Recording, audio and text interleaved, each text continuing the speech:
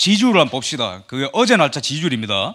라스무센이라는 데 가시면요 계속 통계 나와요. 매일매일 대통령 지지도가 나옵니다. 이제 전임 대통령이랑 비교해서 항상 체크가 돼 있는데 어제 날짜는 43대 48%인데 이거 그렇게 타격 있는 수치 아닙니다. 트럼프 대통령이 2016년에 당선돼서 여기까지 보면 폭이 43에서 50 여기서 계속 왔다 갔다 해요. 경제 약간 좋아지면 올라가고 무슨 이슈 터지면 내려가고 이런 식으로 반복을 합니다. 그래서 이 펀더멘털층 완전 바텀 라인이 깨지지 않았다라는 거예요. 그래서 트럼프 대통령이 수세에 몰렸다 막 그런 거 다 아닙니다. 두 번째 한번 보죠. 트럼프의 랠리 원래 3월 달부터 이 대통령 선거를 위해서 이 대선 그 주자들이 막 이제 막 랠리 열자 이런 집회들을 열면은 이제 사람들이 많이 오는데 코로나 때문에 못 하다가 이제 오픈을 했어요. 오픈을 했는데 오픈하자마자 100만 명이 신청했습니다. 오겠다고. 근데 이게 기록이 깨졌어요. 최고 기록이 원래 10만인데 10배가 되는 숫자를 신청을 한꺼번에. 정말로 트럼프가 인종차별주의자면 이런 숫자가 나옵니까? 안 나옵니다. 이거 오늘 기사예요. 제가 이런 외신들을 가져오는 이유가 우리나라는 보도 안 해서 이런 거 갖고 오는 거예요. 영어 적혀 있는 거. 오늘의 이제 이 그 큰 그림입니다. 큰 그림 오늘 요거를 갖고 설명을 많이 드릴 거예요. 뭐냐면은 우리나라 이 언론들은요. 여러분들 기억하시죠? 트럼프 대통령 당선될 때 트럼프가 아니라 힐러리가 당선될 가능성 70에서 90까지 봤습니다. 당선 직전까지 우리나라 언론들. 왜죠? 미국에서 그렇게 떠드는 뉴욕타임스, MSNBC, CNN, 워싱턴 포스트 이런 것만 그냥 복사 붙여넣기 해가지고 번역해 놓거든요. 그러니까 뭘 알 수가 있어. 미국에서 일어나는 일을 모릅니다. 그럼 그 사람들은 이 사람이 당선된 거를 예측하는 거를 실패했는데 더 큰 문제가 뭔지 아십니까? 그 사람들 3년 전에 그냥 데스크에 있던 사람들이 지금까지 있습니다. 언론사 간부들은 그대로 있어요. 근데 이 사람들이 게을러가지고 아는 게 뭐다? 이 사람이 당선된 배경을 아직도 분석을 안 해놨어요. 그러니까 지금 해석이 다 틀리는 거예요. 이 사람이 왜 당선됐을까? 첫 번째로는 세 가지입니다. 오늘 제가 세 가지 풀어낼 텐데 딥스테이트는 다음 주에 풀게요. 너무 큰 그림이라 가지고. 첫 번째로는 문화, 교육, 미디어가 68혁명 이후에 완전히 그냥 반서구 문화가 돼버렸어요. 미국이.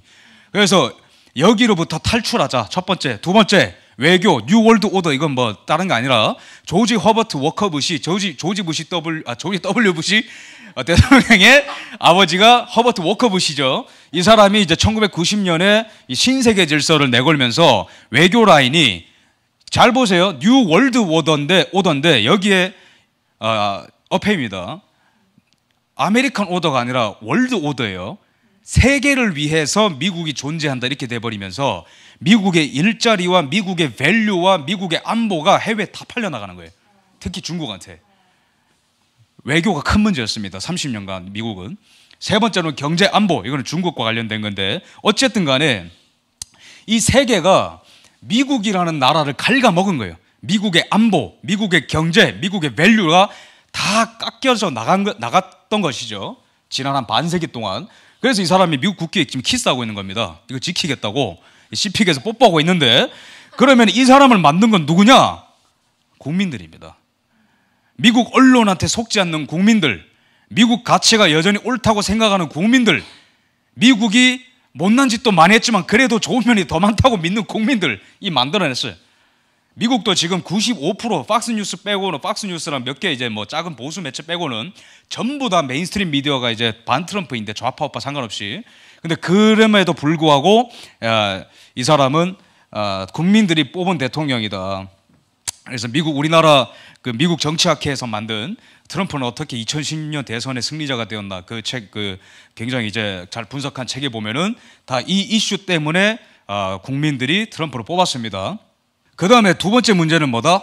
이 책에 보면은 1790년에 그러니까 건국하고 1년 뒤죠. 넌 밀리터리 그러니까 군인이 아닌 그 공무원이 1000명밖에 없었는데 지금 현재는 280만 명이 있다. 이게 뭔 말하죠? 이 관료라는 이 집단이 완전히 지금 뻥튀기 돼가지고 이렇게 커졌다라는 거죠. 그럼 우리나라도 똑같죠? 국회의 기능이 커지고 국가의 기능이 커지면은 쓸데없는 법안 다 만듭니다. 그죠? 돌부리에 넘어지면은 돌에 걸려 넘어졌을 때 이런 보상을 받을 법안 이런 거 만들고 이상한 거 다 만들죠. 그죠? 뭐 말도 안 되는. 그러니까 미국이 그러니까 이제 원래 작은 조촐한 그 정부를 중앙에 두고 시민들이 알아서 만들어가는 그런 어떤 그 정치 결사체로서 출발을 했는데 어느새 필요 없는 이 중앙정부의 이 기능과 덩치가 너무 많이 커졌다는 겁니다. 이거를 소위 말해서 스왑프라고 합니다. 스왑프. 워싱턴이 이제 옛날에 늪이었죠. 그래서 이거를 이제 스왑프라고 하고 이거를 딥스테이트를 이제 은유적으로 표현하는데 딥스테이트는 음모론적으로 풀어낼 부분도 있지만 이거는 좀 제네럴한 개념으로서도 말할 수가 있어요. 그러니까 너무나 커져버린 워싱턴의 이 관료 집단을 총체적으로 이제 그 묘사하는 것이다 이렇게 보시면 되겠습니다. 그래서 터커 칼슨이라고 하는 미국의 팍스뉴스, 그러니까 최고의 보수 매체 이제 진행자 중에 한 명인데 이 사람이 이 바보들로 가득한 배라는 책에서 이렇게 이제 딱 그 정의를 내버렸어요. 트럼프의 등장이 뭐냐 도대체. 트럼프 당선은 트럼프에 관한 게 아니야. 이거는 미국의 지배 계급을 향해 국민들이 가운데 손가락을 날린 사건이다. 이게 뭐냐? 이 책 내용은 굉장히 중요합니다. 그 다음에 갑자기 애플이 왜 나오냐면은 또 뭐 온갖 좋은 척 다 해요, 그죠? 미국 애플사, 아이고 인종차별 해결 위해서 1억 달러 지원. 사과나 먹었으면 좋겠어요. 뒤에 가가지고. 이게 굉장히 심각합니다. 이 책이랑 연결됐어요. 왜? 이 책에서 이 터커 칼슨이 제일 열받아하는 게 뭐냐면은 미국의 심장은 중산계층인데 트럭 모는 사람들, 농사 짓는 사람들, 공장 인부들이 미국을 먹여 살리고 미국의 심장이고 미국을 이끌어갈 사람들인데 어느새 미국의 노동자들이 소외되었다. 누구로부터? 좌파, 우파 모두로부터. 왜 좌파, 우파 모두로부터 소외됐을까요? 원래 미국이든 한국이든 간에 정치 생태계와 경제 생태계는 어떻게 굴러가냐면은 이 자본가들이라는 기업이 있죠, 그죠? 밑에 노동자들이 있죠. 그럼 소위 말하는 모든 민주당은 노동자 편입니다. 그리고 노조 같은 거를 만들어줘요. 그래가지고 노조를 통해가지고 기업을 삥 뜯은 다음에 그게 정치 자금으로 되고 그게 생태계가 됩니다. 그래서 보통 노동자와 민주당이 한편에 있고 그 다음에 여기에 우파 정당과 기업가들이 한편에 있습니다. 근데 미국이 90년대부터 이상해지더니 노조들이 다 없어지더니 환경단체와 젠더단체 이런 것만 생기게 돼요. 블랙 라이브스 매터 이런 거나. 그러면은 노동자들의 이익을 대변해주는 노조들이 다 없어지고 그런 그 폴리티컬 커렉트니스에 물든 정치단체들만 생기게 됩니다. 그 다음에 실리콘밸리에서 어떤 일이 일어나느냐. 실리콘밸리라든지 모든 대기업들이 앞으로 어떻게 하냐면은 원래는 노조한테 돈을 줌으로써 우리한테 이제 좀 그렇게 좀 힘들게 하지 마라. 이게 타협하던 게 생태계입니다. 노조 위원장들이 얼마 요구하면 돈 주고 이렇게 뭐 이제 노사 간에 타협하고 그죠? 근데 원래 그러면서 그 노동자들의 권익이 계속 보호가 됐는데 이제는 미국에서 대기업들과 실리콘밸리들이 노동자들한테 돈을 안 주고 어떤 단체에 돈을 주느냐? 제가 아까 말씀드린 인종 젠더, 환경단체들한테 다 돈을 주면서 노동자들이 점점 소외되게 됩니다. 그러면 우파들은 어떤 죄를 저질렀느냐? 월스트리트를 중심으로 해가지고 이 금융 자본가들이 한 짓은 뭐냐면은 중국이 금융 자본가들한테 다 뇌물을 먹인 다음에 중국한테 투자를 해라 이래가지고 미국의 일자리가 전부 다 중국으로 넘어가는데 빌미를 제공한 게 바로 월스트리트 부자들입니다. 여기에 공조를 한 게 공화당원들이고 그러니까 미국의 평범한 사람들이 갈 데가 없어진 거예요. 그래가지고 이 사람이 이제 여기서 이 말한 거 진짜로 이제 손가락을 날린 사건이 맞습니다. 그래가지고 트럼프가 이제 나타나가지고 뭔 말했죠? 제일 유명한 말, 나는 이때까지 중국이랑 싸워서 진 적이 한 번도 없다. 이렇게 사람들이 다 좋아하잖아요. 그러니까 미국 국민들은 이 정서를 공유하고 있었습니다. 미국의 민주당과 미디어와 기존의 썩은 공화당원들 빼고 이거를 총체적으로 그냥 딥스테이트라고 부르는 거예요. 숨어있는 기득권, 미국의 밸류와 미국의 인터레스트 이익이 아니라 자기들의 이익, 자기 정당의 이익, 자기 집단의 이익을 위해서 미국을 팔아먹는 거예요. 그러면서 미국의 평범한 사람들 그리고 이런 거에 반하는 기독교인들이 소외되기 시작하더니 이 사람들이 한 팀이 된 거예요. 그래서 트럼프라는 현상이 나온 겁니다. 근데 우리나라 언론은 이런 배경을 모르니까 아직도 다 헛발질하고 있고, 그죠? 어쨌든 뭐 지금 미국에 이 극자 단체들이 기승을 부리고 있습니다. 크게 세 개가 있어요. 안티파 있고, 블랙 라이브스 매터 있고, 그다음에 이제 DSA라고 이제 뭐 이제 민주적인 뭐 미국 뭐 사회주의자들 뭐 이런 건데 어쨌든 이제 뭐 누가 덜 빨갛냐 더 빨갛냐 뭐 그런 대결하는 거예요. 어려운 거 아닙니다. 내가 더 빨갛다 그냥 소리 지르고 있는 거예요. 참고로 얘네들은 블랙 라이브스 매터는 지금 단체가 전국적으로 펀딩이 너무 많이 들어와서 돈을 셀 수가 없대요. 시체팔이 아닙니까 이거?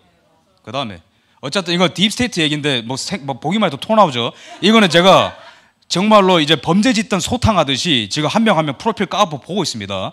이거 큰 그림 그려주면 제가 한번 해드릴게요. 예, 범죄를 일단 소탕해야 돼. 어쨌든 미국 내에서 미국에서 일어나는 일들을 이 사람들이 관점을 다 잡고 있어요. 여기 보면은 얘네들은 다 좌파입니다. 워싱턴 포스트, 뉴욕 타임스, MSNBC, CNN은 참고로 프로젝트 베리타스라는 탐사 보도 매체가 CNN 회사에 잠입해가지고 영상을 하나 깠는데 거기 보면은 CNN 직원들이 CNN 간부들을 욕하고 있어. 왜? 세상 사람들이 다 우리 보고 좌파라는데 우리만 좌파인지 모르고 있다. 우리 회사 간부들은 악마한테 영혼을 팔았다 이렇게 얘기해요. 왜? 트럼프 까는 거 외에는 아무 이슈를 안 다루니까. 조금 사고가 있는 사람들은 저 사람들 왜 저러지? 그러니까 이해가 안 되는 거예요. 같은 CNN 회사 사람들이라도. 우리나라도 얼마 전에 작년에 뭐 한겨레에서 젊은 기자들이 쿠데타 일으켰죠, 그죠? 조모 씨를 한겨레 회사의 간부들이 막 옹호한다고 싸웠습니다, 자기끼리. 뭐 이런 거 뭐 공부하실 분들은 보세요. 근데 약간 이제 관점이 지금 탄탄하게 잡힌 분들만 보십시오. 이거 이제 보다가 이제 머리 이제 아플 수 있습니다. 내셔널 인터레스트 제가 왜 넣었을까요? 이거 우파 단체입니다. 그러니까 우파 잡지이자 그 언론사인데 여기도 트럼프 비판 엄청 많이 합니다. 근데 여기는 그래도 조금 균형은 있어요. 근데 어쨌든 간에 반트럼프 진영입니다. 포린 폴리시 대표적인 좌익 외교 잡지입니다. 제가 국제 정치를 해설하는 사람이기 때문에 이런 것뿐만 아니라 많이 보는데 특히 이거 많이 조심하세요. 괜히 뭐 외교 전문지 이러면은 막 멋있어 보이고 막 보는데 여기 보면은 논리가 없어요.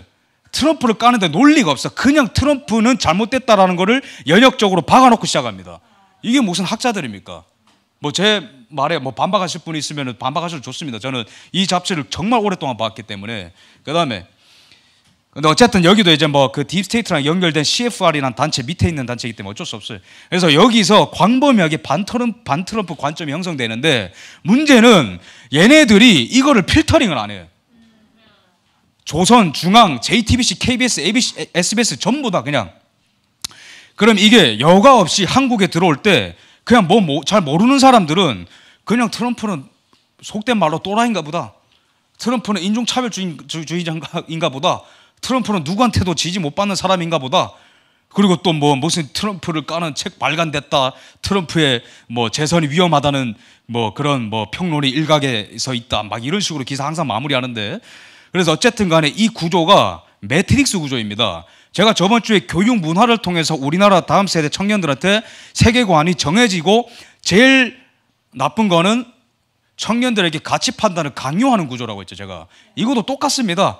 왜 트럼프의 선악이라는 것을 가치 판단하는 것을 우리 강요합니까? 사람들한테.